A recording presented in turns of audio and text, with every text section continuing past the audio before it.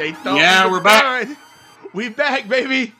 We are back. My man, my man. We're here.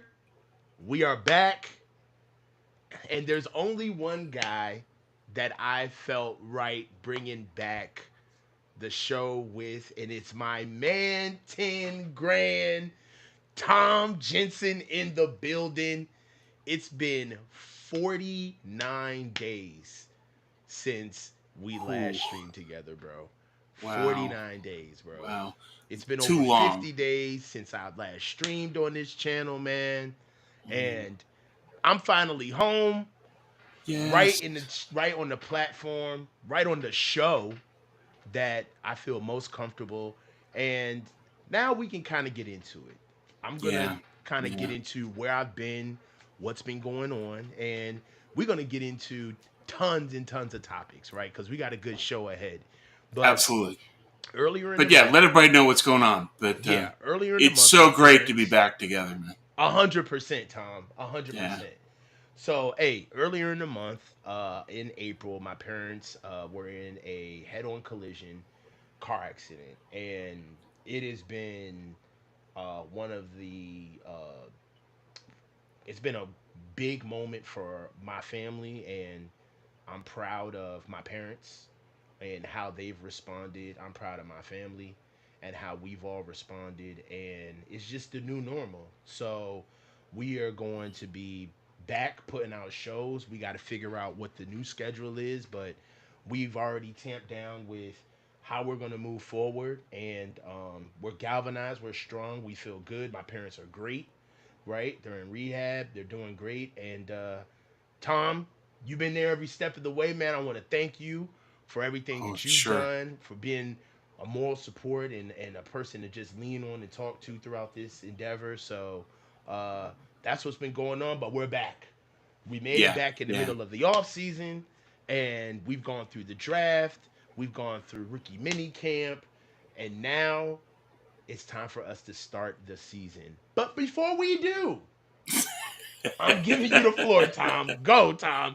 How do you feel, man? How you been? I've been okay, Coach, but just I'm so happy that your parents are doing better. Good, That good. was Thank you. scary. That was Mm-hmm. really scary. Mm-hmm. And they're doing well, and they're together in rehab, which is an important thing. Awesome. You know, Yeah. for both of them to be there and lean on each other, and to Mm-hmm. have you guys there for them is just means the world for everybody. It's just Mm-hmm. nothing more important than family. So Yep. It's been that's the awesome, key man. thing. That's Yeah, the it's key been thing. awesome, and we're gonna build the channel back up. You know, we've been gone for a little bit for a while, but we're ready to go, man. And one thing that I know is that they just can't do it like us, Tom. They Nope. can't, man. They're not like us. As my man Kendrick Lamar has coined, they're not like us, bro. And we need to come back. I feel like the Niners community needs our show. So Yep. let's Let's get go back. to it. Let's get into a little bit of brass tacks. We're gonna touch on a little bit of draft. We're gonna touch on a little bit of camp. We're gonna touch on some off-season issues. We're gonna touch on some brass tacks issues. So let's get to the title of the show: 50 mil a year, life with Brock Purdy in the driver's seat, the road ahead. So over the offseason, in the last couple of weeks, we just came up with Jared Goff getting paid 4 years, 212 million, to the tune of about 50 mil a year. And right now, this is I want to say a foreshadowing deal that kind of contextualizes what we may be looking at with Brock Purdy in the driver's seat at making franchise quarterback money. For what it's Yeah. worth, Brock is making about I believe Brock is making about 900 and less than a mil a year, Yeah. about Just slightly under a mil. 980,000. Yeah, Yeah. 980K a year. So we do understand that we were going to have to pay the piper at some point. We're Yeah. going to have to pay the bill at some point.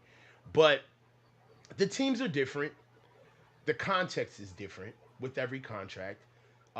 Every final number and year of a contract doesn't marry over to how it's constructed.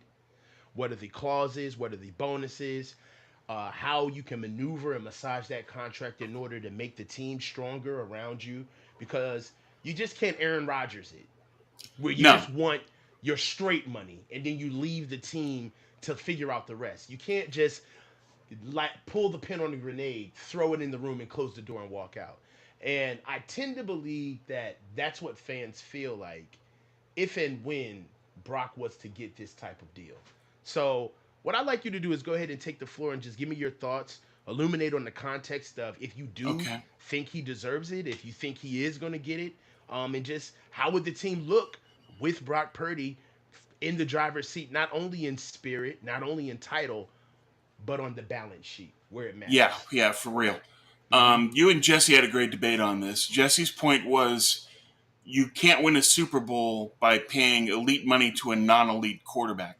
Mm-hmm. And history proves him out. That's true.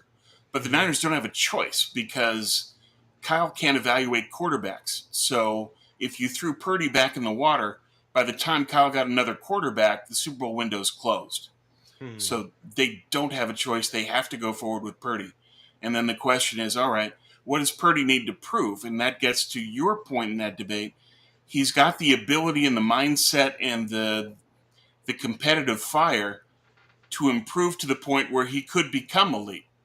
And Mm-hmm. in this system, in efficient ways, he can become at least elite adjacent. So he could be a good quarterback for the Niners where he can do what they need to. But in order to get to that point, and it's something he'll have to prove this year, you have to add more velocity and better ball placement to beat the DBs in press man coverage. You've got to throw into those tight windows. Mm-hmm. If he can do that, now the Niners are set. Now you can defeat how a defense plans to stop Purdy. So Mm-hmm. that's where he has to get. And then the money, and the money is basically what Detroit gave Goff, because Goff went to a Super Bowl and NFC Championship, so it's a very similar career path. Goff got 43.5 million guaranteed with Mm-hmm. incentives to 53, 4 years. Mm-hmm. Where Purdy can help the Niners is go to 5 years, and that way they can backload the money more, and there's less of a cap hit early on in the contract. That's something they're going to have to do. I think Mm-hmm. Purdy, being this young, would be willing to do that, as opposed to a veteran that wants to get another deal before they get too old to get good money. In Brock's Yeah. case, that's not an issue. So I hope that he's willing to play ball with them on the years in the deal, and that's going to be the critical factor going forward because you need Purdy on a light cap hit in order to build around him. Yeah, and that's I'm glad that you put context around some of the points that were in the original conversation between me and Jesse. I love the article that you did Oh, on thanks. the debate. It was awesome. Um, but that's that's kind of where I was leaning towards where I talk about the context of a guy getting paid that type of money, right? 4 years, 212 million kind of sounds like a smash and grab job if you think about it. It's a quarterback who's in the middle of his career. He understands that he's only got a certain number of times where he gets a bite at the apple, and Right. he's catching Detroit in a mutual posture, if you will, right?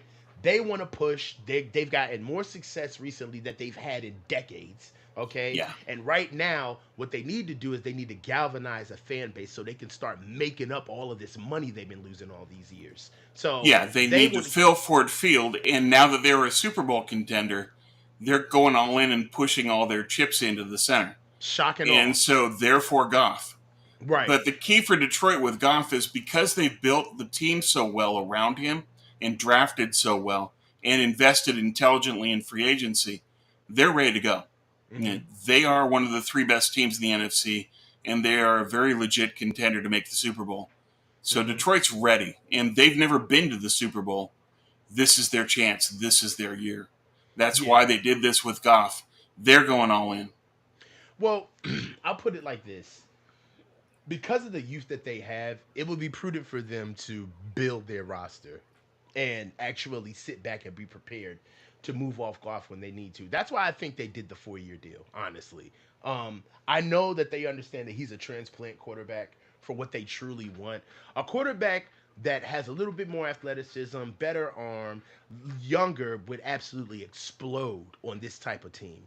So Right. I understand why they did it. They need to galvanize the base, right? They need to make sure that the fans understand, oh, they're not pussyfooting around. They're pushing to go get what they need, right? Also, the position of Jared Goff's career. He's already been to a Super Bowl. He's already has that. He already has that under his belt.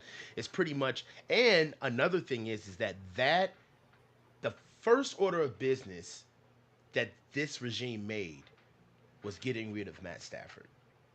That's the Yeah. first order of business, and they're smart in understanding that, dude. If this shit doesn't work, there's going to be so many people coming back looking at Jared Goff because he just went. I mean, Matt Stafford because he just went out and won a Super Bowl in LA, right? Yeah. Like now we gotta actually posture and show that not only is our did we make the right choice, but we're thrilled. Here goes $212 million just to show you. And by the way, you guys know we should have beat the 49ers. We just kind of messed up at the end. So, I mean, I understand what they're doing. But for Brock, just to kind of get back to the 49ers, I don't think that would be Brock's.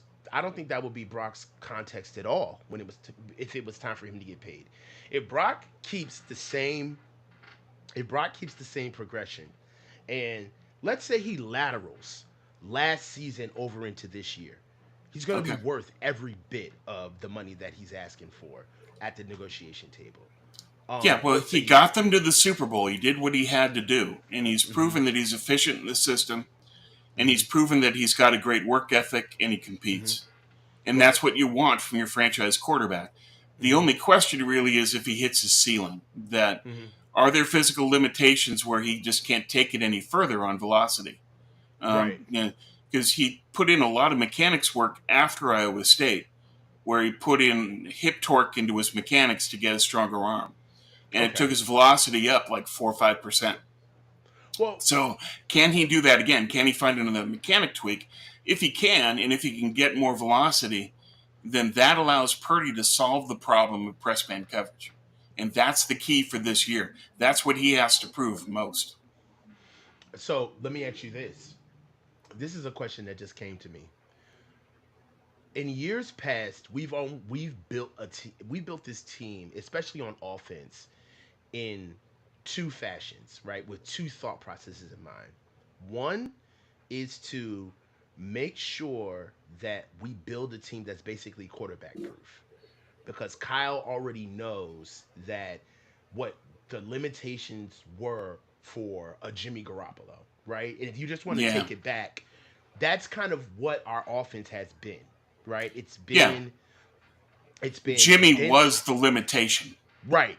And because of that, the symptoms were Debo Samuel. The symptoms have been Jawan Jennings. You see what I'm saying? Yeah. Guys that are more dynamic and athletic where they get the ball near or around the line of scrimmage, right? And Right. Yak is our big thing, right? I feel like Yak is something that it's a tenet of the offense, but it came almost kind of like a hallmark because in a way it was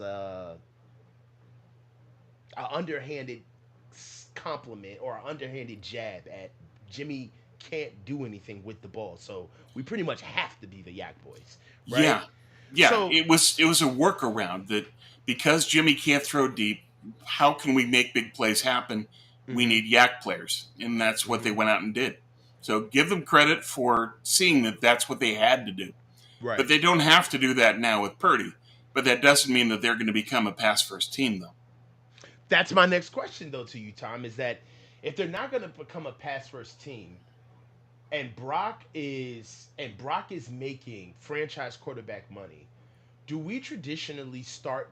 What's How is Brock Taylor made? How does his suit fit? You see what I'm saying? Like when you get a Mm. quarterback and he Can finally you? gets. I'm sorry, Coach. I need you to turn up your volume. I can't hear you that well. Oh, can you not hear me? Hold on. Sorry. Hold on. You got me now? Is that Yeah. better? Yeah. Much All right. better.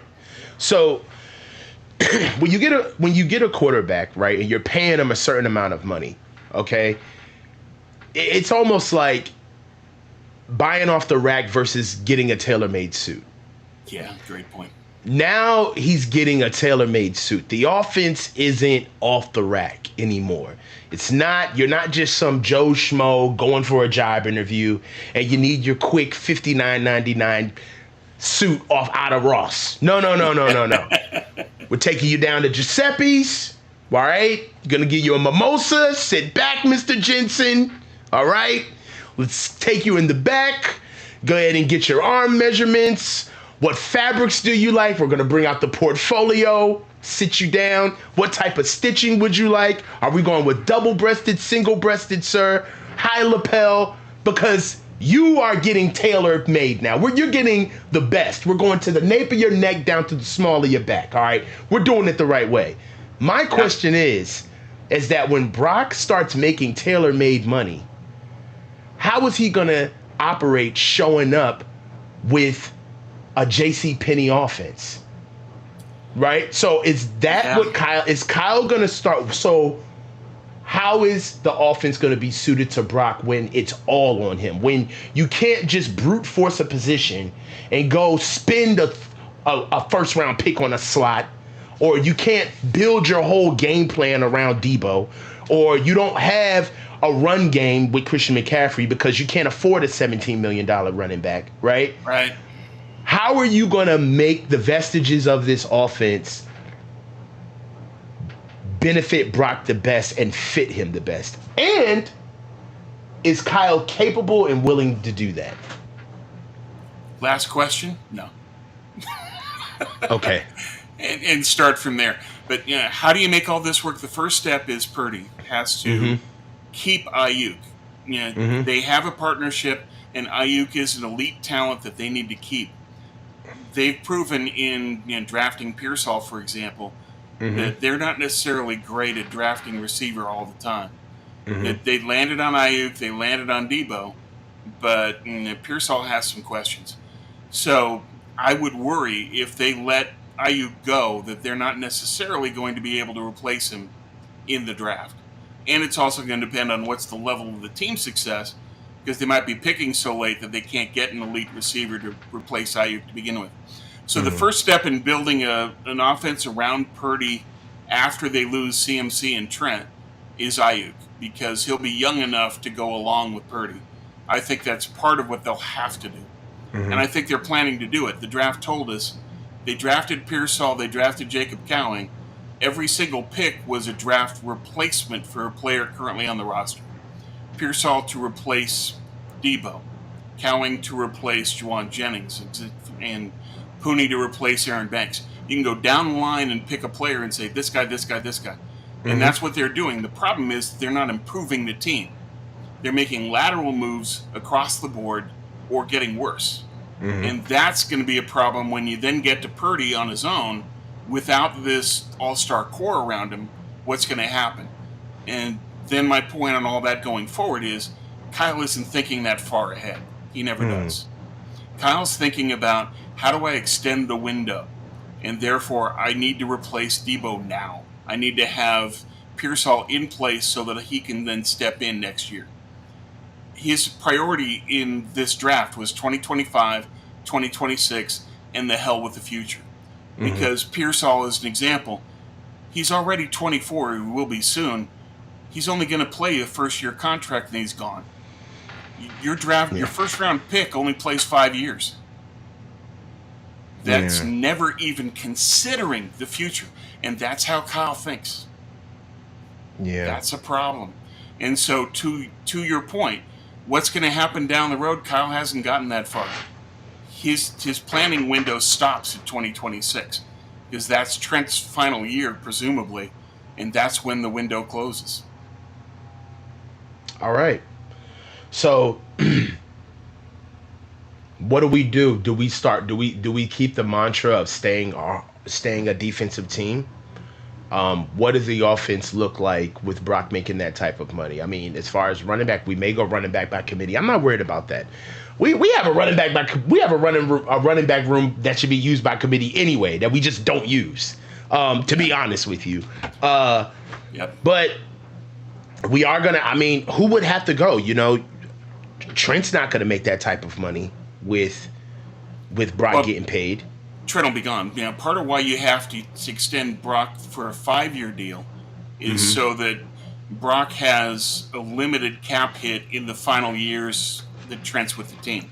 And then you transition, because then when Brock does have a big cap hit, Trent retires, and you take that money off the books. Now you're in a better spot. You can deal with it going forward. The problem is that the entire blueprint is based on Trent. That you want to have that Hall of Fame left tackle, that's fine.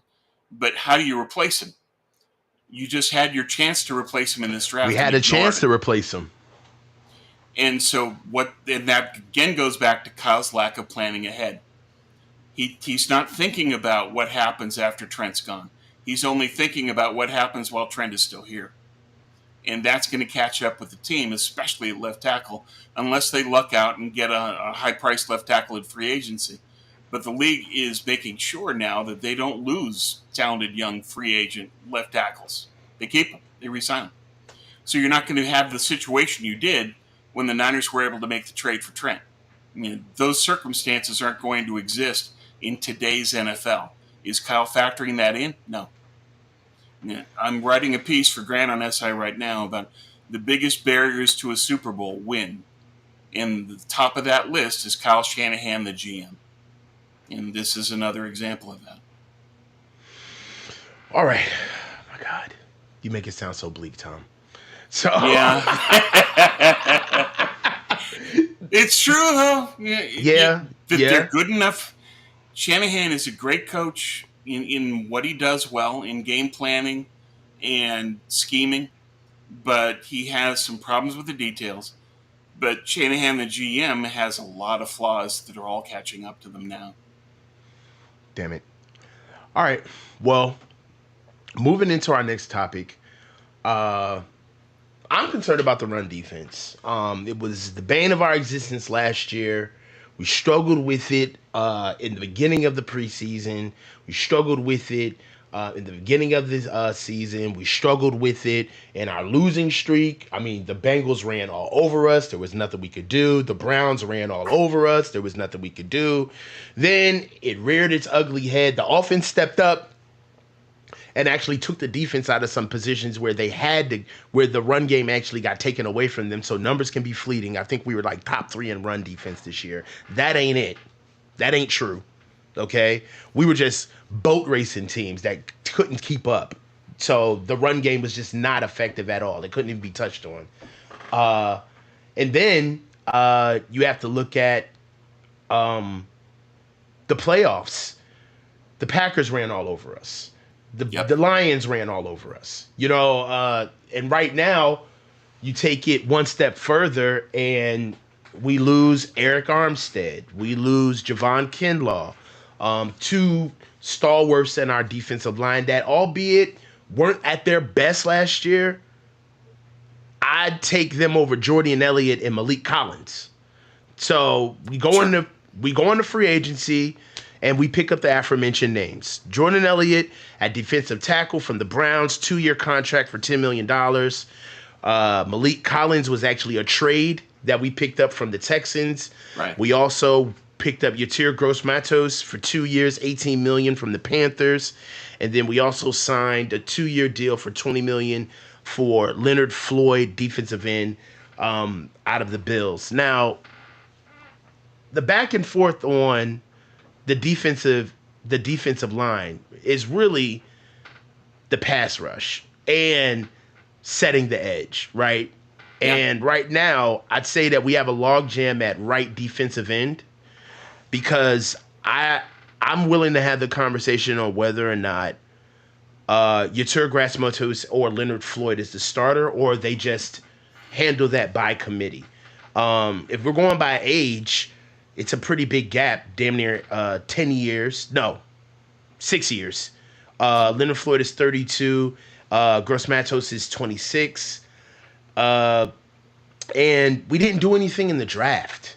Now, we did pick up Evan Anderson. That was a UDFA that we picked up after the draft. He's a big kid. He's going to have to show me a little bit more than just his size. But for what it looks like right now, our starting defensive line from left to right would be Leonard Floyd, Javon Hargraves, Malik Collins, and Nick Bosa, with a backup line coming in. How do you feel about our defensive line this far? Are you content with the defensive line additions that have been made thus far, um, that they've No, done. but part of this equation, though, is that we don't really know what they're going to get yet from Drake Jackson and Robert Beal. And that's something we're going to need to find out in OTAs is can they contribute? If they Hmm. can, then the Niners have some depth to work around this. But if they don't develop, then what? And that's going to be a problem for them. I think that they're banking too much on Gross Matos because he's going to have to play well, given the number of reps that he's going to have to play. Hmm. Given Leonard Floyd's age, he's not going to be someone that you can play every down. And you shouldn't, because what you want to use Floyd for is passing downs. You want him to be a designated rusher if you can. And the question is, can Gross Matos seal the edge and be the run stuffer that they're going to need? He's got the physicality, he just hasn't put it together yet. Penn State, he showed some good skills, but in the NFL, he's yet to really fully put it together. There's some games late in the year for Carolina where he came on, played well. So can he build on that? We'll find out. But we need to find out what they're going to get from Drake Jackson, Robert Beal, and then it might come down to they're going to have to look at the deadline and see what can we do in the deadline if we don't have what we need. The problem is that the deadline doesn't have much to offer at edge because the free agents that are coming up next summer are all on teams that should be playoff contenders. There's very few edges that can really be on bad teams that you can go get. Hmm. I've got Matt Judon in New England.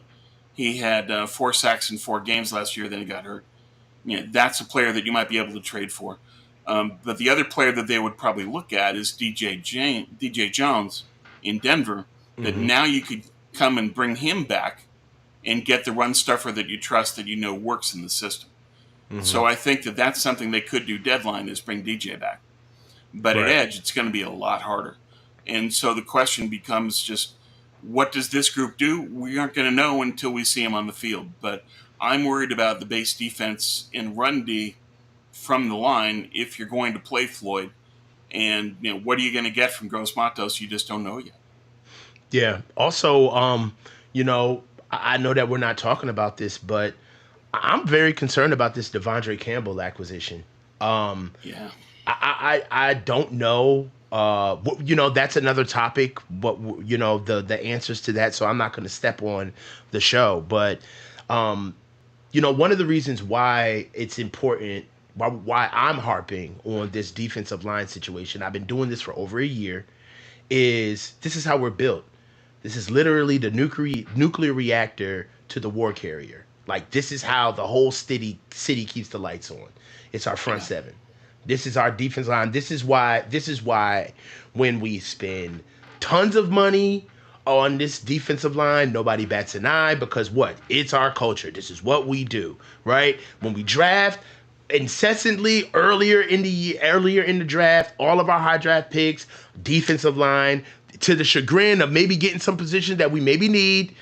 It's always been that's what it is. Our defensive line is why we are the 49ers. And now it looks like they've been playing around with it for 2 years and it's bit us in the ass. And they've apologized for it in ways of one, they had to go get the depth in the middle of the season just to replace all of the guys that they let walk out the door, but rather than pay them the previous year. And then Javon Hargraves. Hasn't worked.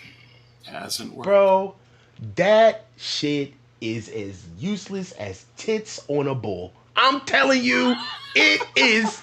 I am so done with this experiment. We got a whole player to basically play two downs. Like, my man, I would love to see what Javon Hargraves can do on third down, but we just got to get him past the first two. All right? Yep. Yep. So, Well, but that go was ahead. known. Yeah, that's the thing is that Hargrave was known that he wasn't a great run defender coming in, Mm-hmm. and it was also known that part of his success in Philly was that he played on a 5-man line with guys who were really quick. You've Mm-hmm. got Hassan Reddick outside of you. That helped him a lot. Mm-hmm. Now, what I'm hoping is that Staley will start to use 5-man fronts as a way of tapping into possibly upgrading Hargrave's level of play. Okay. That especially on third down, I think that they're going to use 5-man fronts because Floyd is accustomed to it, and so is Hargrave, and both Mm-hmm. of them had success in that scheme, and whether they can succeed or not in wide nine to be determined. I Mm-hmm. think that Hargrave has proved that wide nine doesn't work for him. You need to have something else. Mm-hmm. So we'll see what they do. But I think that it's possible that Staley will bring in both 5-man fronts and simulated pressure, and that's going to help the Niners in terms of being less predictable and having more speed and attack in their defense. Yeah. Well, I mean, look, the reason why the defensive line is so important is it's not because of the bodies, but it's because of the level of play that doesn't necessarily dip by bringing on the different defensive line. Um, I, for me, I just feel as though that they know best when it comes to the type of players they're looking for. Um, for what it's worth, if we're just gonna look at the players that we do have, I'm gonna give Malik Collins and I keep butchering this guy's name. The guy from the Browns. Malik Collins and Philip Elliott. I think Elliott. Uh, I'm gonna give them grace because to see what they can do right now. Um, my focus really is on Nick Bosa coming in and just being Nick Bosa, and Javon Hargraves has to like really step his game up. Like if Javon Hargraves doesn't play to the level of the his salary, our defensive line is going to have major holes in it because the rest of these Yeah. guys are already coming in as pieces, right? Yeah. Yeah. Gross Matus is a piece. Leonard Floyd is a piece. Collins is a piece, right? Elliott is a piece. and Hargrave has to be a mainstay. He's got to be a mainstay. he has to be a foundation piece. Mm-hmm. And part of the problem with these guys they've added is they're small pieces. It's Mm-hmm. these two guys equal one Eric Armstead when healthy. Damn. And that's kind of the piecemeal approach that they're taking, hoping that through the depth rotation that they can still succeed. And maybe Mm-hmm. they can. We'll see. For the run defense, my concern is the loss of Greenlaw and when is Sufunga going to be back. Now, I don't think Talk about Devondre it. Campbell is the answer at linebacker. Right. And the problem is that linebacker in the NFL now has a long gestation period where you look at somebody, even someone as talented as Patrick Queen. It took him 3 years. And so we're now into year two for Mm-hmm. Jalen Graham and D Winters. Where are they? And I think that those guys, at least in terms of simulated pressure, Winters can play a role because he's a great pass rusher at TCU. He's a very good blitzer. And so you can use him in that capacity. But Mm-hmm. to stop the run, who you got? And so it's can Jalen Graham step up into that role? We'll find out. I'm Mm-hmm. not sure. But like you, I'm not sold on Devondre Campbell. I think he's done. And so Yeah. the other factor is okay, what else can they do? And here's again where simulated pressure plays a role is that, and Kyle spoke of this last year when the run D wasn't playing well. The wide nine needs the secondary to fill. And Yes. what they've added, especially in this draft, is going to be very important to that. Green is a good run defender. Mustafa is a great run defender. Those guys are going to have to play key roles against the Jets because you're not going to have Hufunga. And Mm-hmm. so both of those guys are going to have to play great run D. And I Mm-hmm. think part of what they're looking for from Green is to fill the Kwan Williams role where you can play nickel and help and run support. And I think that's where the run defense improvement's going to come from, the secondary. Okay. Well, it's gonna have to come from the secondary. I see where you're doing right now. You got Jair Brown has got. That's gonna be interesting Yeah. to see how Jair Brown comes back as a second year player. That's gonna be interesting. But Malik Mustafa, Renardo Green. We still got big corners. I'm looking at Isaac Yadam is a big corner. Darrell Luter Jr. is still going to be a big corner. I see what you're saying. Like, and on top of it, I feel like the emergence of the DBs coming in, especially with the rookies that we've had. One is because a lot of these guys are going to be free agents next year. That's just the Yeah, business. yeah, But two, I feel like it also, depending on how they look at Huff, they could be giving him a little bit more leeway on coming back, on his pace. yeah. There's no rush. We went and And got a guy. We're definitely going to use you. Understand? Don't panic, right? But take your time. yeah, come back as you. And I think that that's the directive to both Afunga and Dre Greenlaw is that we need you guys back to the level of play you had before you got hurt. And we don't want you back in the field until then. And I Right. think that's going to be key. And Mustafa is good enough. Now, I think that he was a great pick, their best pick, Me that too. he can step in and he can play a key role together with Jair. And one thing I'd like to say on Jair is that people go after Wilkes, but remember that Wilkes is why this team has Jair. Jair was his pick. And I think that's going to be very important going forward. I expect a big year out of Jair. Me too. Me too. He looked like he was coming on, and he had a phenomenal Super Bowl.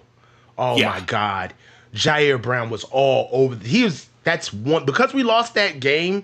There's so many performances that are gonna go unnoticed. Diamador Lenore balled out. Like Debo really, played the really well. secondary. If you think about the secondary during the Super Bowl, bruh, we held Patrick Mahomes to 19 points regulation, bro. Yeah, yeah. You know what I'm saying? And that They were was with balling. right, right. And that's when they had a bad third corner and they were still getting it done. Jair playing well in the Super Bowl, that's one of the reasons he was my draft crush last year, is competitive greatness. He always rises to the occasion. He always plays his best in the biggest games. That's Yeah. what stars do. And I think Jair can become a star. Oh my God, yeah. I mean, he left it all out there. Ended the game on an injury. Hit Yeah. who was that against? Was that against Kelsey? Got a stinger on his shoulder. I mean, God, I was Right. like, he was popping off the film. Like, he made me watch him during the game. Right. Yeah. So now we're bringing in rookies. Might as well just stay with more rookies, man. So let's get into it. You and I have lightly touched on it. Everybody else is giving their rendition of how they feel about the pick and what it means, and you know, was it worth it, and what does it mean for Debo, or what does it mean for the offense? But I tend to have, now that the dust is settled, I have a couple of solidified thoughts on Okay. drafting Ricky Pearsall. And because of those thoughts, I've come up with this succinct question. And that question is with the addition of Ricky Pearsall, who is the odd man out in the wide receiver room? And are we considering a change in the offensive strategy for the upcoming season? And the reason why I'm asking this question is because you have to ask, what is the context in which Ricky Pearsall was acquired, right? Okay. Was Ricky Pearsall acquired to replace a starter, to actually come in and fit a skill set? Or was Ricky Pearsall brought on this team to add on to what we have to be able to bring something new to the team, right? Yeah. So, one is a one for one swap, right? In knowing that somebody can't get paid and we're actually going to get a guy to mimic the skill set, ergo, probably getting something a little bit more of a polished receiver, blah, blah, blah, blah, blah. The other side of it is, did we just get a package guy? Right? And if he wasn't a package guy, are we completely changing the offense? Because you got to use all these guys if you keep them. Having a number one slot receiver, a first round pick slot receiver, and using him at a Kyle Juszczyk pace, that ain't it. What do you say? I say that the odd man out is Ricky Pearsall. That Kyle is going to Kyle. He's going to go all out this year. Okay. And Pearsall, it's just, he's going to be their primary punt returner. He'll have packages to play in. But basically, he's there as insurance if Debo goes down. And that's where he'll get his reps. And Debo's gone down 2 years in a row, so it's likely. Therefore, are they really going to make an effort to get Pearsall more touches? I doubt it. I think that he's going to be there where he'll get 2 to 3 targets a game most, and that his primary role is punt returner. And he's there in case Debo goes down. that they aren't going to trade Debo, and that Kyle is going to go all in on the aging core and just say, okay, these are the guys. We're going to do what we do, and we're going to go at it again. Going to run it back. I think that's exactly what they're going to do. You're still going to have occasional plays where you can add some spice with Pearsall and Cowing, but are they going to be guys that Kyle's going to go out of his way to make sure they get targets? No. I think that it's going to be the exact same team, and these guys, rookie development isn't on Kyle's priority list when he thinks he can go after a Super Bowl. So those guys are going to sit. All right, so all right. So let's massage this. So you think that it's going to be business as usual, and this guy is basically going to get shoehorned into the process? Yep, great pick, huh? Now you got to have a little more optimism than that, Tom. Jesus, like God, leave a little meat on the bone, man. Sorry. So Hey, if Pearsall's got skills. He had he's that polished, one-handed grab. He's polished. The problem is just that can he beat press man coverage? No. When he faced physical DBs, he disappeared. And so that's the question for him: is that over the course of this season, he's going to end the offseason next year. He's going to have to develop and jack up. And if he all does right. that, then he steps in and he replaces Debo. Again, every pick was a replacement for 2025. And so Pearsall is a replacement for Debo.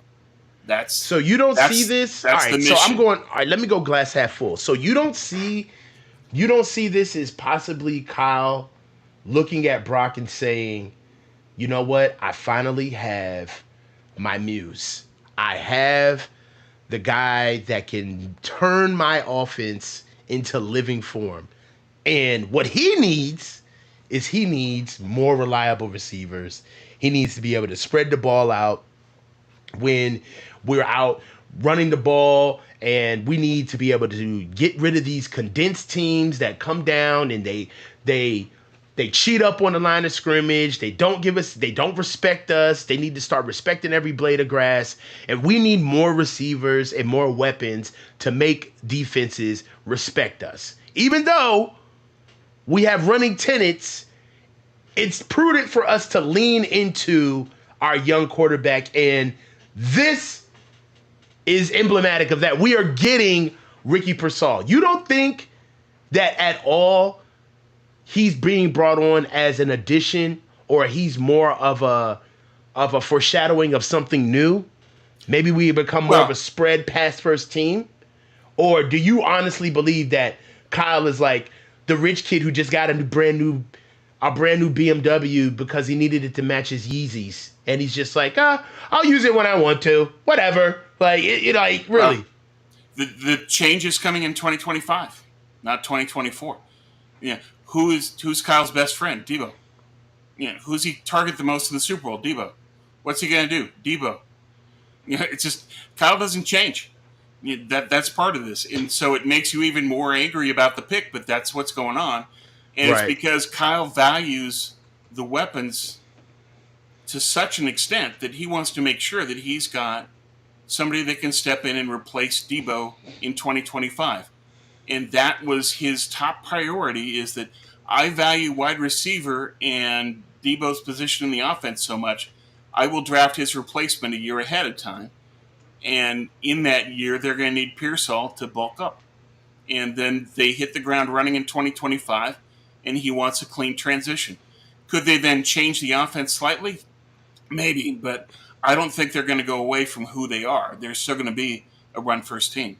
It's You just don't. that they're going to have Pearsall next year as somebody that can run cleaner routes with far better hands than Debo, that can change maybe what they do in their scheme and approach from the receiver position as far as what routes they're running, what he's doing on the field.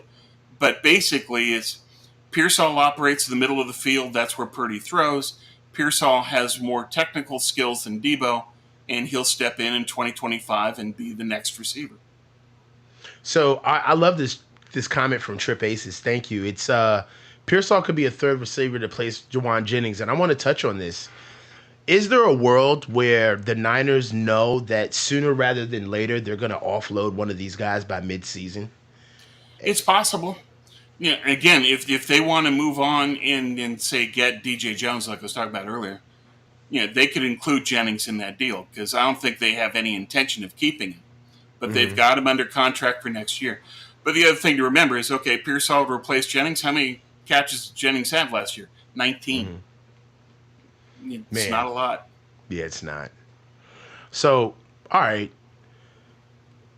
if you look at it from if you look at it from the perspective of the money, then he's obviously a replacement, and they're shelving him until when they Yeah, move on from who they need. I mean, which sucks because that's what they do. They shelf guys. yeah. I feel like there's a little bit of shelving going on in the offensive line, quite honestly. But uh, if he's gonna be a replacement, then I don't feel bad about him being a first round pick. If they really believe that this is what they're gonna use to replace Debo, I don't think they're gonna Yeah. pay Brandon. They're not gonna get rid of Brandon. I'd be shocked No, no. if they Well, moved on from Brandon. yeah, after the draft, I thought for certain that they're going to keep Ayuk because they have to. Right. They don't have a choice. The offense is going to need Ayuk going forward. Otherwise, Pearsall and Cowing are your receivers. That's not going to fly. Mm-hmm. So they're going to have to keep Brandon. And they should. He's a great talent. Okay. And now that they're planning on moving away from Debo, they can afford to pay Ayuk what he wants. And then they can offload Debo's salary. And I think that's the plan. Is that part of the reason that they didn't extend Debo and do any cap dynamics with him is that they plan to move on. And Okay. that's why they didn't do anything. And I think that they're either going to trade Debo in the offseason or they're just going to let him go. I would guess Mm-hmm. the latter because Lynch will want a first round pick and won't get it. And so they'll just offload Debo for a comp pick. Yeah. If that said, I just hope this kid is everything they expect him to be. Really, they just it's gonna be rich trying to get this dude for a second year. And that's just what sucks. But hey, we may forget all about that. He may come on and just snap, right? And Yeah, we'll see.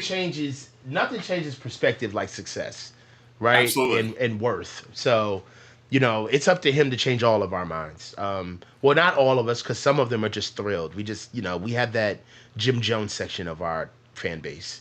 So, but Mulliak says just Pearsall could signify replacing Jennings, but Cowing later even smaller and more slot shifty signals. Kyle needs more than one receiver that can separate. Even Yeah. Kittle flopped in the Super Bowl. That's a great comment. Yeah, that's a very astute point, and it's It true. is. And I think that's part of what Kyle was thinking is that we got shut down because Debo couldn't separate, and Mm-hmm. in theory, Pearsall can. The problem is that Pearsall can't separate against pressed man because he's still too light. He needs to add more power. But Yeah. give him a year to do that, and maybe he can then become the separator that Kyle wants from his ex. And so we'll see. Well, you have to ask yourself then if he bulks up, he's gonna get slower. Yeah, Um, but do you need 4.4 speed from Pearsall given what he's running? you need four four Given, speed if given that's his how he routes. plays. He plays like four Yeah, four. So if yeah, he yeah, he gets does. right, so if he's playing like if he starts running a 4.6, he gonna look like 4.6. He gonna look like 4.5.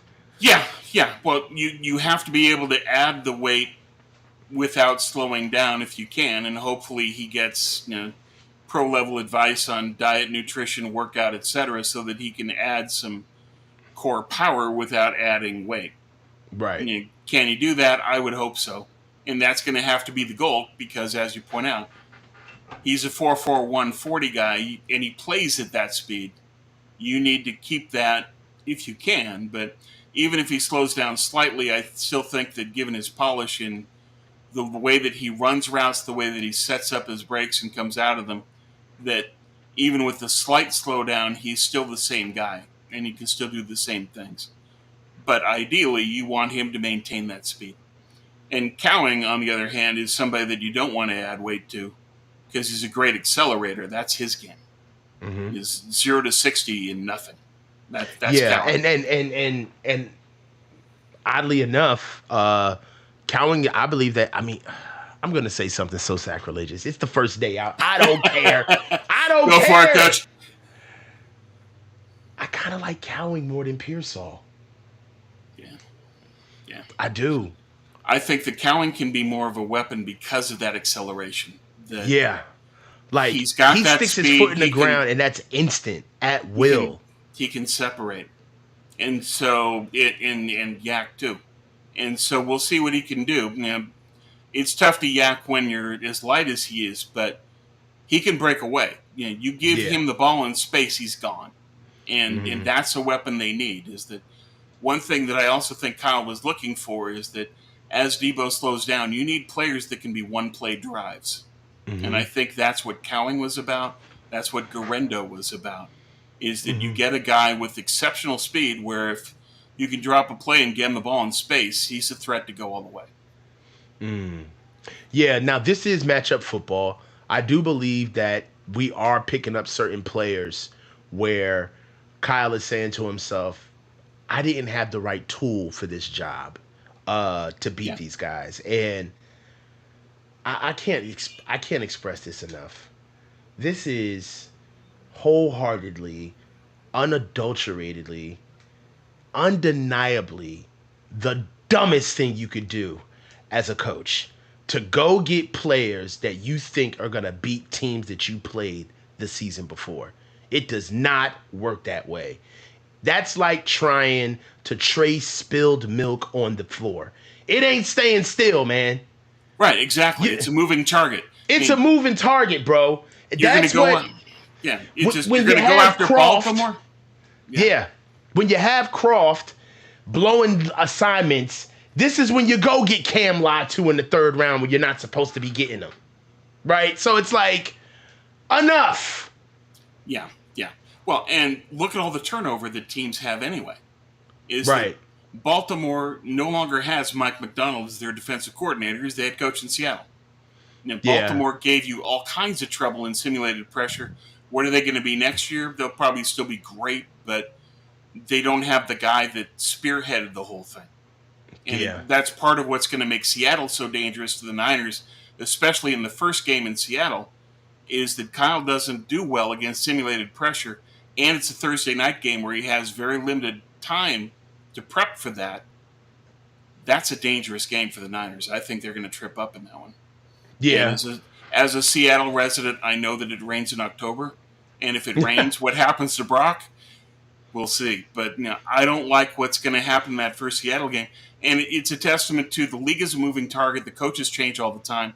The personnel changes. Every year is different. You can't fix a space in time and say, okay, we're going to correct what happened at this point in the space-time continuum. That point's gone.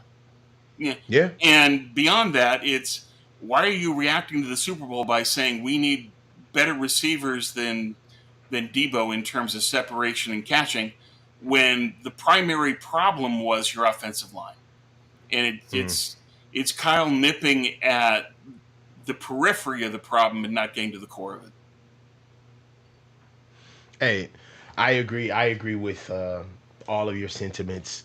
Right now, we're coming up on an hour. We got about, what do we got? Oh, let's About, keep going. yeah, we got about two more topics. No, we got three more topics. So let's go ahead. I'm good. All right, moving right along. Let's get into camp competitions. Oh, Okay, it's time, Tom. yeah, we're getting there. It's OTAs next it's week. come on, man. Come on, man. It's time. The final countdown. Hey, you know what I love about this time of the year? Everything's fluid. The concrete is still wet. And you know what? All of the guys who are going to get their ass kissed for the next 4 months, right?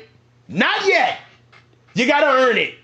So, with the camp, and honestly, it's kind of like, I'm going to butcher this quote, but there's a quote that I saw in a movie where it says that the tree of liberty must be cleansed with the blood of patriots every time. Like, I just feel like when competition comes through a team and just breaks up all that connective tissue, really starts shaking things up. Guys who think that jobs are just solidified and theirs, and no, no, no, no. We need the competition at an all-time high. I need veterans looking over their shoulder, right? So, with that said, what camp competitions do you see coming that are just undeniable? What camp competitions? Guard that what's going to happen with Feliciano, Spencer Burford, and Dominic Pooney. Now, I don't expect Pooney to start because it's Kyle and he overvalues experience in the system. And he's Mm-hmm. talked up Feliciano and they extended him. So, okay. Now, I think that Feliciano will start the year, but I think that Pooney is going to make a strong argument to take over near term. And he Mm-hmm. should. And we'll see what happens there. But that's one competition where I think that Pooney can prove he's the better talent. He might not be as experienced in the system and not start right away, but he'll make the case in camp for why he needs to step in when he's ready. Right guard. Yeah, not All left, right. right. But then next year, he'll go and take over for Aaron Banks. They're going to let Banks go to save money, and they're going to plug Pooney in. And Pooney played left guard at Kansas. It's where he's most comfortable. All right, all right, all right, all right, all right. So okay. So I hear that. I hear that. I hear that. And that's nice. That's nice. I see what you did there. Pooney, put him over at right guard. You know, you think that it's gonna be something, that's everybody sees coming. But you gotta follow the money, Tom. I think there's gonna be a competition at left guard for Aaron Banks. And I think that Garrett Kingston is going to compete for that left guard position. I'm telling you, Okay. physically, He's this got, kid he has is. the tools, but he hasn't put it together yet. The problem is that you've got somebody that, on balance, you can say, okay, he's got this weapon, he's got this athleticism. You can put together his bench reps at the combine, his speed. He does things the Niners love. I was about to go But there. but can you put it together on the field? Not yet. SC, he didn't do that. Oh, He's a guy where it's whoa, whoa. just you've got a guy that's got the raw skills, but can he put it together? That's the question. I think Kingston will be a practice squad guy. I hope he's not. We'll see. Me being Mr. Negative yet again. I just, Sorry, God Coach. damn it. Like, I think that physically he's bigger, stronger, fast. I don't think he's bigger than Aaron, but he's stronger and faster than Aaron. Yeah. I think that he's much more violent, okay, at the point of attack. Now, his angles are off. I'll give you that.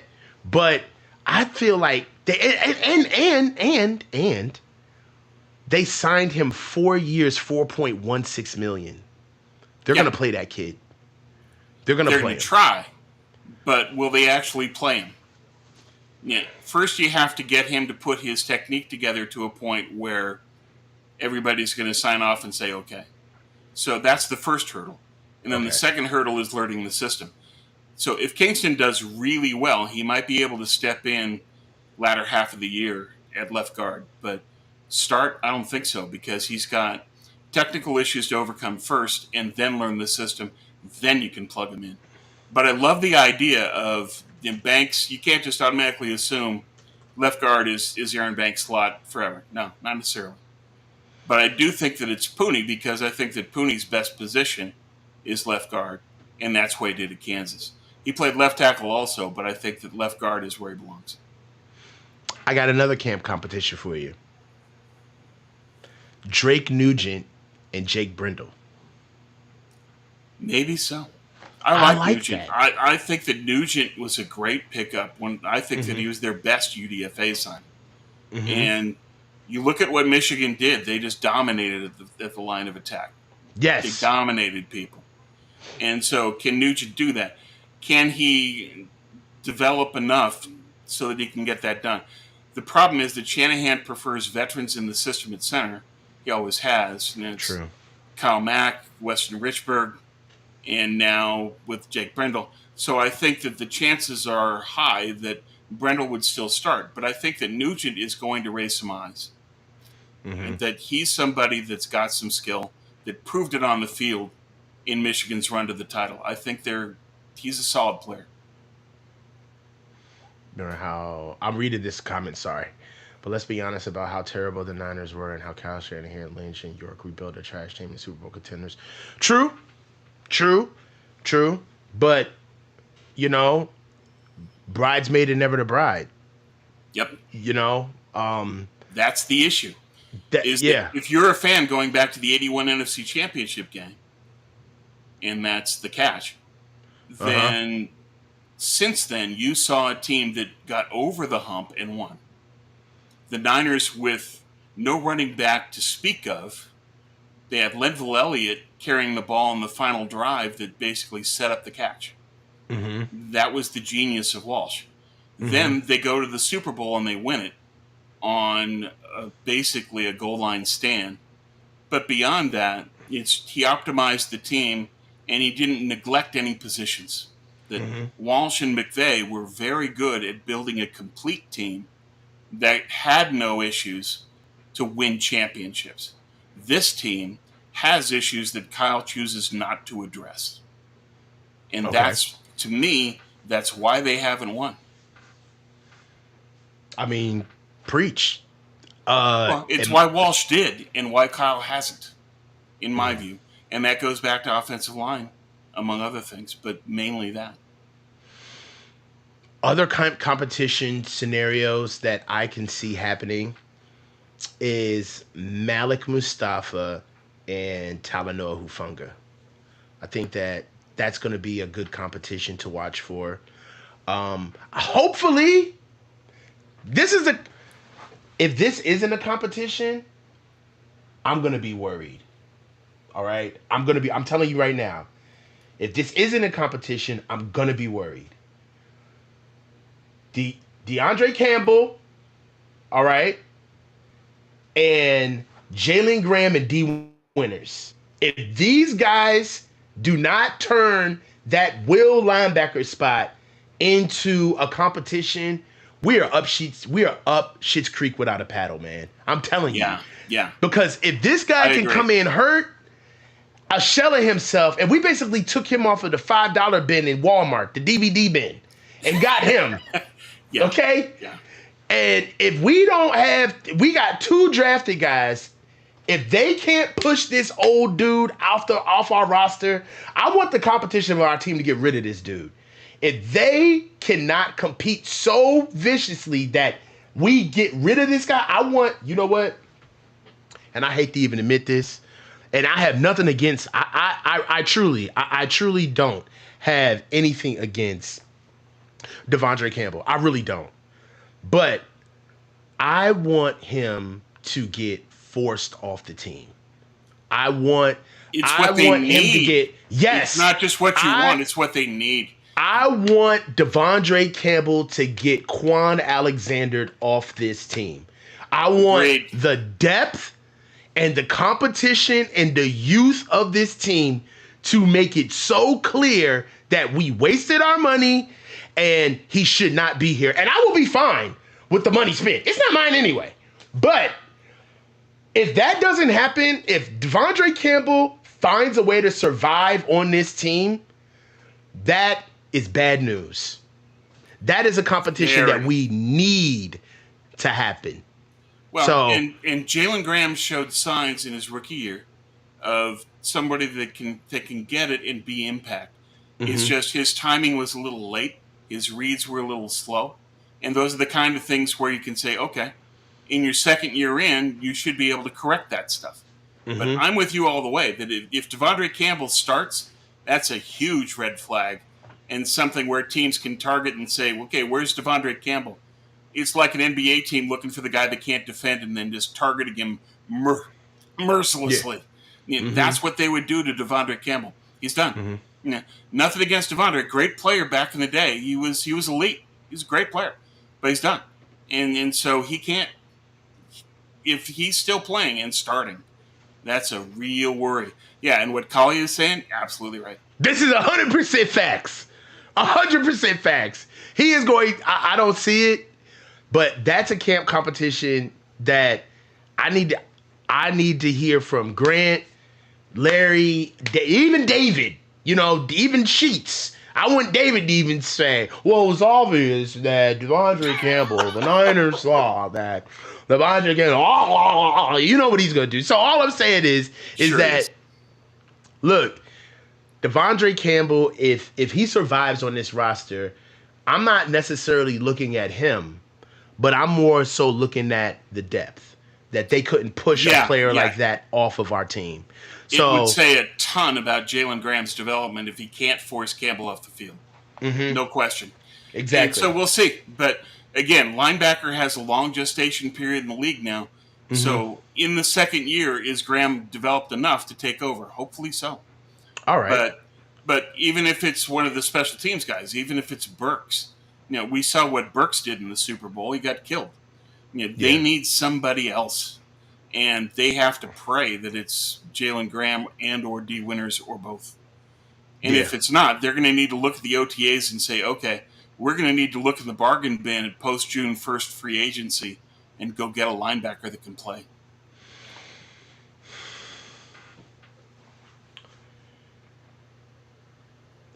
This,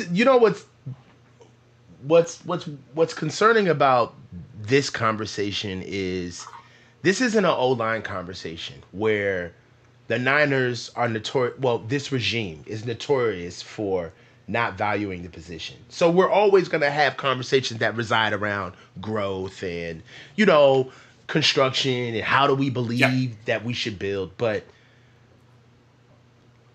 we almost are supposed to be like linebacker you in a sense. Like this is kind of what we do. And the fact that we don't have anything in the tuck, we don't have like the next new version of coming up. We don't have anybody kind of pressing to be the next, you know, Fred Warner, Dre Greenlaw, Aziz Al Shair. Like the fact that we don't have that is worrisome because that Yeah. used to be a part of our defense. I understand that our defense is basically known for the defensive line and the front four and the pass rush and the wave of depth that we have. But the huge benefactor of that have been the linebackers Yeah. because of that defensive line. And we have rewarded this team with not only linebackers that can be able to do their jobs because we have such a good defensive line, but we have a linebacking core that almost pitches shutouts, man. I'm talking Yeah. about these guys bat 1,000 as far as what your average linebacking core gives you on your run of the mill NFL team today. You really outside of Pat McQueen and Roquan Smith, us, who else? Maybe the Bills. Yeah. There's There's a really couple, not a lot but of teams with like duoed linebackers at that could just run from sideline to sideline and get downhill. So right. we're gonna have to be able to watch what and really it's almost succinct. There's syntax in these two issues if you think about it. There is the defensive line that's that's revamped. The depth is being revamped, and we don't really have any top end guys as much as we customarily used to, right? And then we're figuring out, all right, well, one could even say, well, shoot, well, at least we got Dre, at least we got Fred. I mean, these guys can make Yeah. up, kind of be there at the point of attack, help these guys out, understand how to flow, read and react, scrape, and get downhill when we need to. But now Dre's gone, and it's like, oh man. So, Yeah. and then we replace it with Devondre Campbell. So Yeah. the run Well, defense, I'm really going to be interested to see what Brandon Staley is going to do to get this team together because it ain't going to be Nick Sorensen. Trust me, no, they're no. not. They're not gonna. They're not. The media is not gonna dump on this guy because he's a rookie. They're not Right. gonna. Well, He's a new DC. They're not gonna dump on him. But Sorensen is there as a player interface, and Staley's going to be the brains of the outfit. And I think that's pretty clear at this point. And so it's mhm, just, okay, what's going to happen in linebacker? Part of the reason that they've succeeded at linebacker is, yeah, hey, Jesse, appreciate the comment that's a earlier. By the great way, comment. you went after Coach. Is it a coincidence D'Amico leaves and the development left with him? Yes and no, because Holland is a great linebacker coach, and I think that they've gotten to the point where they're granular in determining what's the exact profile they need to have a successful player at linebacker. Part of the problem this year was that they got Kendricks and then he left. And then they had to scramble and say, okay, who do we get? And you scramble at the bottom of the barrel and you end up with Devontae Campbell. So Mm-hmm. part of that was that they assumed that, okay, well, we can go get Eric Kendrick. We'll be okay. We'll be fine. We can plug him in. And then he leaves, and that just left him with no options. So Mm-hmm. that's part of this. But beyond that, though, is that they didn't really develop the next level of talent. And I think part of that is just because it's taking longer now to develop linebackers. In the past, it might have taken 1 year, 2 years. Now it's taking three. And they're caught in that because they've got guys that are in year two, not three, that aren't necessarily ready to go. Mm-hmm. And I think they're still going to have to go with them. I would rather have Jalen Graham out there making a couple of mistakes than dealing with Devondre Campbell being targeted by every offensive coordinator he faces. That's exactly what's going to happen. Yeah.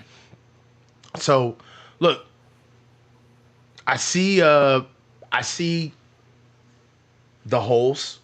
Um, we're just gonna have to be TBD on that. I mean, we've talked Yeah. about it. We understand. Another competition that I want to break into to kind of shape up the topic is corner. We're gonna have some really good competitions at slot. We're gonna have some good competitions at the outside corner. At well, nickel and outside corner. I believe we're pretty trump tight at outside corner. We got Darrell Luter Jr., Samuel Womack, Ambry Thomas, Diamador Lenore. Um, right now, am I missing anybody on the outside? No. And I think that what their comments indicate is that they're going to move Lenore outside. And I Mm-hmm. think that his progression warrants that he's played really well. Closed the Mm-hmm. year very well, played great in the Super Bowl, and that they're going to try Green first at nickel and slot. And we'll see. Tatum Bethune, we'll see. Great athlete. He brings it. You know, he fits the profile. But I think that he's going to end up being a special teams guy this year. And now he starts on the conveyor belt of the 3 year development. Okay. That it's going to be hard for Bethune to make that jump from rookie to starting. I think that's going to be hard. Right. Isaac Yadam as well. Yeah. And then the pup, Renato Green. So I think nickel. Yeah, that's what they're saying. That's what Sorensen said. Okay. And I think that he's got the skills to do that. And again, they want a K1. They want a guy that can also help in the run. So that means that Diamador Lenore is outside then. Yes. And I So think there that's is the no plan. competition. No, I think that the competition will be at nickel, not outside. Okay. And that's bad news for Darrell Luter because I think Darrell he's Luter, only an outside he's guy. an outside guy, exactly. And I thought the competition was at outside because, in my opinion, and just I'd love to hear what the chat thinks as well as you, Tom. But I really believe that Diamador Lenore found his home at nickel. He I played think he found his exceptionally home. well, but he also played really well outside. And I Hmm. think that if you honor the development, the effort that he's put in developing his game, that you give him a shot and you say, okay, you get the first opportunity to start outside and let's see what you can do. Because it may very well be that they decide that given that nearly every corner has gone in free agency next year, they're Hmm. going to need Lador to be an outside corner next year if they re-sign him and they let Ward go. And so I think that that's part of the plan is that they need to develop Lador outside because he's going to be the core guy. Hmm. Yeah, definitely. And this is true about Tatum Bethune. Yeah. He's got bricks in his pants. Um, so yeah, I feel for Darrell Luter Jr. because I feel like it. I feel as though that sometimes we forget just how quick players' windows can close. It's like all of a sudden there's a skill set for you on a team. You may get hurt. Somebody may emerge, and boom, right? You're the Yeah. odd man out, and you're fighting to make a position that doesn't even really exist anymore. So Exactly. I'd like to see what Darrell Luter Jr. is going to do, especially if we just talked about this. I mean, now that we've kind of shaped out the corner situation, I really am trying to figure out I really can't. Yo, Jesse's a dick. So I really can't. Did you? I just missed that comment. But anyway, so all I'm saying is Jesse's that so funny. yeah, he is. So I will try to say, man, like um, we need some. We need to see if there really will be a competition. Well, wait a minute. There is going to be a competition at outside corner. Mooney Ward. Oh, I Mooney's going to think be a that's free agent. his. No, no, Well, no, no, yeah, no, no. Mooney's going so forward, hear me yeah. out. In a sense of he's going to play. He will be the starter. But I think they're going to start running auditions. They're going to I start they're going don't. to start I think do you think they'll sign him? Who all right. No, no. Deommodore But I Lenoir and think Mooney Ward are free agents next year. Who do they keep? they keep Lenore and they let Ward go because he's going to be too expensive and he's going to be Right. 30. But are they going to run additions? Now, my theme of the entire show is Kyle's going to Kyle. It's all in for this year. He's not going to develop anybody. He's just going to deal with it next year. Mm-hmm. But part of why they've got Redardo Green is that you're going to have Lenore on one side and Green on the other in 2025. That's going to be your starting corners. And your third DB will be on the outside, Darrell Luter. And then on the inside, it's possibly another draft pick. But we'll see what they do. But I think that's going to be the plan. Kyle isn't going to have auditions to replace Ward when he needs Ward to shut down the number one receiver every week. I think that the audition is for Lenore and to see, can you play outside corner every week and hold up? And if he can, he's kept and he's their number one corner next year outside. All right. Well, this is saping us out right here. Last topic of the show. No, it's not. It is not the last topic of the show. All right. So But the last topic we've already really discussed in terms of second player. we've already talked about the second and third year. Yeah, we already. All right. So let's get into it. We're on the NFC side of this thing. 7 teams go. 1 gets to bye. 6 duke it out. With the schedule recently dropped, how do you see your way too soon prediction of the top 7 teams in the NFC? Okay. Number 7, I've got the Rams. They're going to have one of the best offenses in the league, but you and I both agree on this. Braden Fisk is a bum. Braden Fisk is a combine warrior. Braden Fisk against Miami, 2 tackles and nothing else. Braden Fisk in pass rush win rate, 8.9%. Yeah, I was thrilled when the Rams took Braden Fisk. Bro, I am not thrilled with like he's Enron, man. He's Enron. He's Jordan Belfort. Like, it's just Jordan Fisk is not it, bro. He's not it, bro. He's such a slush fund. That bubble is gonna burst, boy. Yeah, yeah, but I agree with you. So we'll see. Can they make that work? If I'm proven wrong, so be it. But I was never sold on Fisk. Just Right. great first 2 steps, and then it gets washed out. Yeah. Number 6, Dallas. They've got one final year of easy mode, and then Jerry Jones will hire Belichick or Ben Johnson, and then going forward, they'll finally be a legit contender. But this year, it's more of the same. It's a team built for the regular season and not the playoffs, and they lose. Okay. They don't have the physicality. Okay. Number 5, Green Bay, 12-5. Far as love can take them is as far as they go. Number 4, I think Atlanta wins the NFC South. Now that they've got Raheem, they've got a coach that knows you actually have to give the ball to Bijan Robinson. That was nonsense. I think they're going to do it now. And they will. And so Bijan and Pitts, the problem for Atlanta is they still don't have a pass rush. They got Braylon Trice in the draft. Nah, I saw all of UW's games. I wasn't that impressed with Braylon Trice. I don't think he's that good.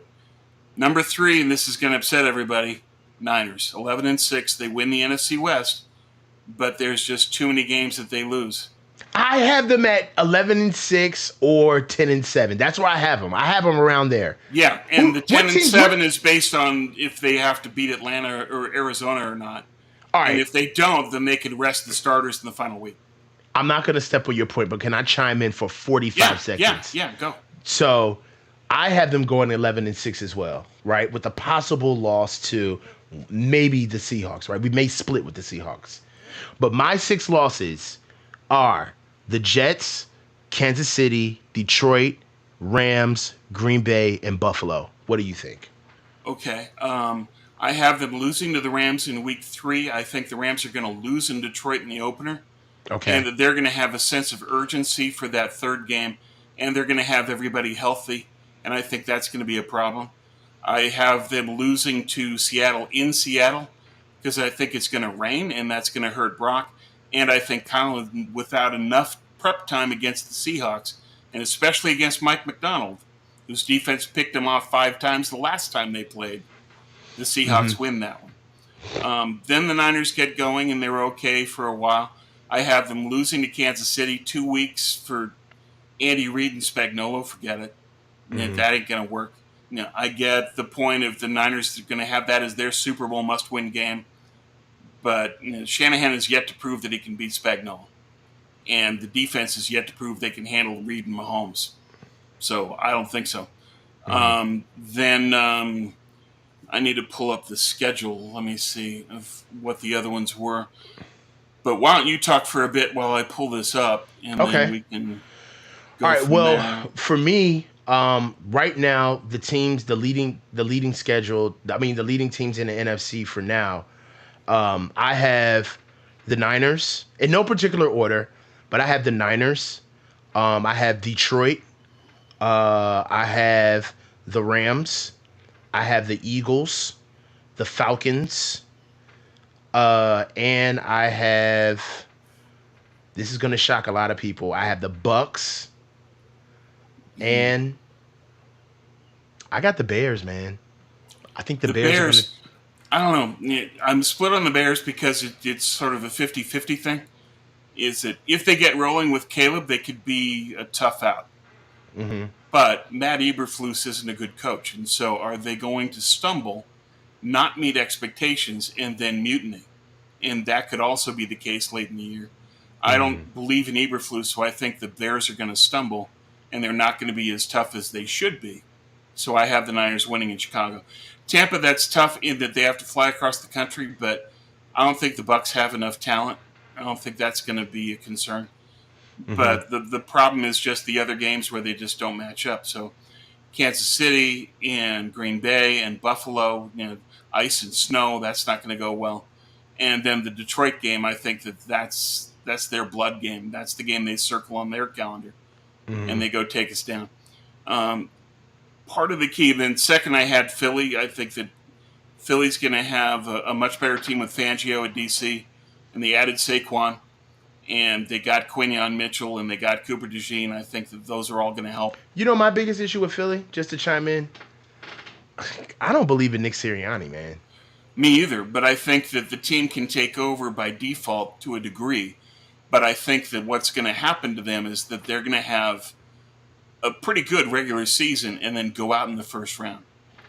So to finish it off in the first slot, I have Detroit. I think that they've filled all their holes. They're ready. This is their year. And it might be the final year with Ben Johnson. I think that they're going to have a now or never mindset. I also think that they're going to make Jameer Gibbs the feature back, and that's going to be bad news for the league. But Mm-hmm. the other factor, and this is something that's just bizarre, their schedule. I call it Netflix and chill. They don't play out because they don't play outside until week 8 8. Yeah. at Lambeau, and they only have 3 outdoor games all year. And this team was basically undefeated indoors last year. They got screwed by the refs in Dallas. Otherwise, they won them all. And so I think that's going to play a factor for Detroit is that you've got a team built on speed that gets to play indoors in a fast track in nearly every game. That's going to make them very hard to beat. Yeah. That's why I have Detroit number 1. Okay. All right. So I have us. I didn't put us in any particular order. I like the way you put it in order, but I got to put us number 1 because we went to the Super Bowl. We Okay. came out right to the victor goes the spoils. There's only one team that we got to tuck our chain when they walk around the block, and that's the Kansas City Chiefs. I be damned if any other team makes us shudder like that. You got to beat us, right? And to be honest with you, for what it's worth, we, I, scrutinize Kyle at every turn, as he Yep. should be. Yeah. But one of the reasons why I don't believe in most of these teams is because there is elements to their coaches and their coaching staff that I do not believe in. Like Dan Campbell blew that game against us. Yeah. They But had us dead to rights. oh, sure they did. Yeah. And The he game lost against that game. Dallas previously. Right? Like Dan Campbell, I don't trust him because when it gets to the high who are we to forget how much the inches matter when you get in those games, right? And right now, I just don't want us to get, as far as I'm concerned, Detroit's going to have to show me something. They're going to have to show some consistency. I know we got our own issues, but at least we've been here, right? They Yeah. just got here. Yeah. So, And the thing with Campbell is he's going to have to learn from that. And we'll find out if he's got enough of a humility about him to do so. He may not. But you are the reason your team didn't go to the Super Bowl. And had you gone to that Super Bowl, you would have won. That would yeah. make me humble in a hurry. And Yeah. so we'll have to see if Campbell does that. And if I'm Ben Johnson, I'm saying, look, dude, this is my chance at a ring. I'm going to go on to wherever next year. We need to make sure we win this thing. We have the best team. Let's go do it.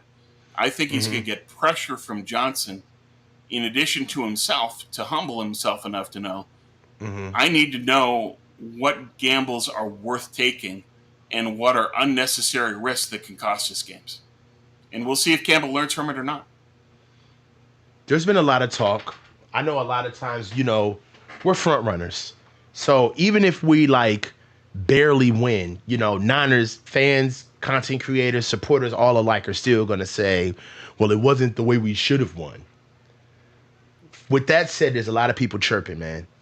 I gotta ask, man, Always, do we always. still run the NFC? Do we still run the NFC? No. I think that Detroit has surpassed us now.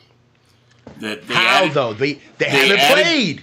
they added DJ Reader, they added Carlton Davis, they added Davenport, they drafted the two best run defending DBs in the draft in Terry and Arnold and Ennis Rakestraw. They're going to become a lot better at simulated pressure as a result. They're going to be a lot better on third down as a result. I think that they're a much better team. And as they feature Gibbs, I think that's going to be a problem for the league as well. So when you put all that together, it means that Jared Goff doesn't have to do as much for them to win. And that's part of the key to the formula for them is that the less Goff does, the better. And I think that with this offensive line and their defense improved and Gibbs being more of a workhorse, that they can get it done. That they don't have to rely on Goff and won't. And I think that's how they We get it have it. done. Oh, you back? Yeah. Oh, Yeah, Jesse. and Scott says they haven't beat us. Yeah, I get that. Yeah, they haven't beat us, period. Dan Campbell is an asset and a liability. That's true. True. That's true. Come on, man. Like, here goes a question that I feel like would best close out the show. Thank you from Last Second Sports, Jesse Naylor. We have what would be more surprising? Niners finish 9-8 or 14-3? What would be more surprising? I'll answer 14. first. Okay, go. 14-3. Yeah. Yeah. 9-8 can easily happen if they lose to the Jets, if they lose to Dallas. All of a sudden, you're looking down the barrel of 9-8. I have them winning both of those games, but they aren't locks. And you've got them losing to Tampa. You've got them losing to Chicago. Yeah. Between us, in terms of the losses, we have more than 8 losses between the two of us in terms of the picks of the games. So that shows how vulnerable they are. I think the other factor in all this is the tail end of the season injury risk is really high. Is that they have 2 straight games in ice and snow, and they have 3 cross-country flights in 7 weeks. And for older players that have played a ton of games and a lot of playoff games, I think they're going to start to break down. I worry about the injury risk late, and that could be a real factor for them. Man, look, I feel like the fact that 14-3 is something that we easily went to quick because secretly we see the holes and we understand what's in the balance. They got a lot of questions to answer. These guys are a little bit older, but one thing I will say is that we do have young players that need to step up, and if they do, they really could complete some things. Like, what if Drake Jackson turned into a guy? What if we had an uptick from Robert Bill? Brock Yeah, turned on. The rookie stepped up. Maybe Dominic Pooney comes in at right guard, wins that spot, shores up the offensive line. Debo comes to camp and shit. Like, there's so many things. And really, forget Devondre Campbell. What if we get something out of D Winners or Jalen Graham? That'd be amazing. it'd be So it'd be season changing if they get that, yes. and the chances are good that at least one of those guys will Hmm. do that and will fill in. The question is if you have enough of those guys to do it, and I'm not sure that that happens. But you still look at this team and you say that this is a playoff tested team, very confident team, and a team that knows that they've won before and they can do it again. And I think that even though I've got the Niners at 11-6, I also have them playing the NFC Championship game in Detroit. I think that they're going to get back to that point.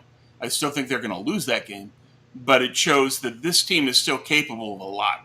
Even without the 1 seed, I still think as a 3 seed, they're going to get back to the championship. And then it's okay, who plays well in 60 minutes? Bro, Tom, we're back at it. This one was Great to be great. back, coach. It's great to be back. You know what? Stay tuned, guys. I'm gonna have a lot more shows coming up. Me and Tom, I don't think we're gonna wait till Fridays anymore. We're talking about getting up and probably doing some shows earlier within the week. Uh, and the channel's back up. Stay tuned for a new schedule in the link in the bio of the channel. You guys can understand exactly how the new shows are gonna be doled out. Tom, they can't keep us down. Nope. We had a great show. And you know what? This is the coach signing off. Stay low and keep your feet moving.